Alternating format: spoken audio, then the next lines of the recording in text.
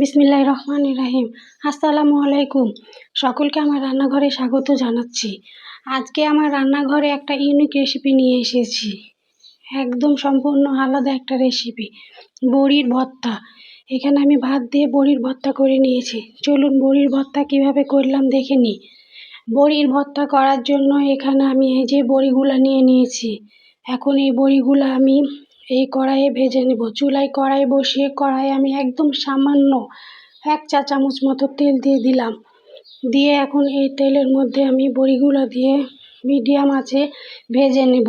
বড়ি ভাজার সময় চুলার আঁচ কিন্তু একদম মিডিয়াম রাখতে হবে, মিডিয়ামের থেকেও হালকা। কারণ বেশি আঁচে যদি বড়ি ভাজা যায় বড়ি কিন্তু পুড়ে যাবে, কিন্তু ভাজা ভাজা হবে না, খেতে ভালো লাগবে না। এই জন্য বড়ি ভাজার সময় একদম হালকা আঁচে ভাজতে হবে, যেন পুড়ে না যায়, আর বড়িগুলো যেমন মুচমুচে হয়ে ভাজা হয়। এই যে বড়িগুলো আমার ভাজা হয়ে গেছে, আমি এখন শিলপাটায় বড়িগুলো সুন্দর করে বেটে নেব।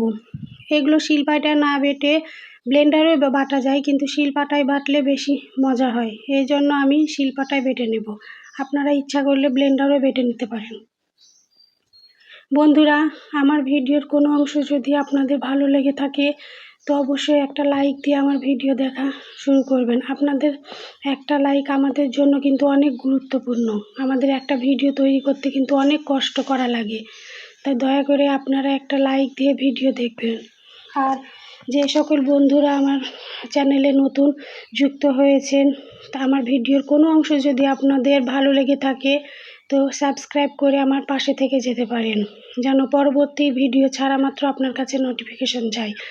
আর বন্ধুরা, আমার ভিডিও দেখে একটা কমেন্ট রেখে যাবেন, যেন কমেন্ট ধরে আমিও আপনাদের পরিবারে ঘুরে আসতে পারি।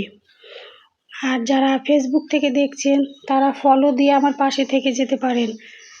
আর যারা এই কাজটি করেছেন তাদেরকে অসংখ্য ধন্যবাদ।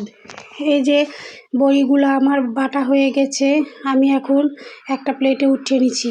বড়িগুলো আমি কিন্তু একটু হালকা মোটা করে বেটেছি, একদম মসৃণ করে বাটিনি, একটু মোটা করে বেটেছি। এই যে শিলপাটা থেকে সুন্দর করে আমি সব কিছু তুলে নিলাম। এখন আর একটা কড়াইয়ে আমি সামান্য সরিষার তেল দিয়ে ভাতগুলো একটু ভেজে নেব। এটাই আমার বড়ির ইউনিক পদ্ধতি। সবাই বড়ি ভর্তা করে, কিন্তু আমি এটা একটু আলাদা পদ্ধতিতে করেছি। এই যে ভাতগুলো একটু ভেজে নিচ্ছি, এতে বড়ি ভর্তাটা খেতে এত মজা হয়েছিল, বেশি না সামান্য ভেজে নিয়েছি। এখন একটা বাটিতে এই যে পেঁয়াজ কুচি, রসুন কুচি আর কাঁচামরিচ কুচি, আমি কাঁচামরিচ কিন্তু অনেকগুলো নিয়েছি যেন একটু ঝাল ঝাল হয়, এই জন্য বেশি করে কাঁচামরিচ নিয়েছি। নিয়ে লবণ দিয়ে এখন আমি হাত দিয়ে সুন্দর করে মেখে নিলাম। মেখে নিয়ে যে বেটে রাখা বড়িগুলোও এর মধ্যে দিয়ে এখন সুন্দর করে সব কিছু একসঙ্গে মাখিয়ে নিচ্ছি। এখন এর মধ্যে আমি অনেকখানি সরিষার তেল দিলাম, দিয়ে সব কিছু মাখিয়ে এখন এর মধ্যে আমি ওই যে ভেজে রেখেছিলাম ভাত, সেই ভাতের অর্ধেকটা দিয়ে দেব। আমি পুরোপুরি ভাত দেব না, অর্ধেকটা দিয়ে দেব। আপনারা আমার পদ্ধতিতে এভাবে বড়ি ভর্তা করে খেয়ে দেখবেন। আমি আশা করি আপনাদের কাছে অনেক মজা লাগবে। এই যে আমি এখন ভাত দিয়ে সুন্দর করে আস্তে আস্তে, ভাতগুলো গরম এই জন্য আমি আস্তে আস্তে ভাত দিয়ে নেড়ে নিচ্ছি। এই যে আমার ভাত দিয়ে বড়ির ভর্তাটা হয়ে গেছে, আমি এখন এগুলো সুন্দর করে হাত দিয়ে গোটা গোটা করে নিচ্ছি। বন্ধুরা, আপনারা এইভাবে একবার করে খেয়ে দেখবেন, আশা করি আপনাদের সকলকেই ভালো লাগবে। এইরকমভাবে বড়ির ভর্তা তো অনেকেই করেছেন, কিন্তু আমার মনে হয় না যে এইভাবে কেউ করেছেন। তো আপনারা এভাবে বড়ি ভর্তা করে খেয়ে দেখবেন। ধন্যবাদ বন্ধুরা আমার ভিডিও দেখার জন্য।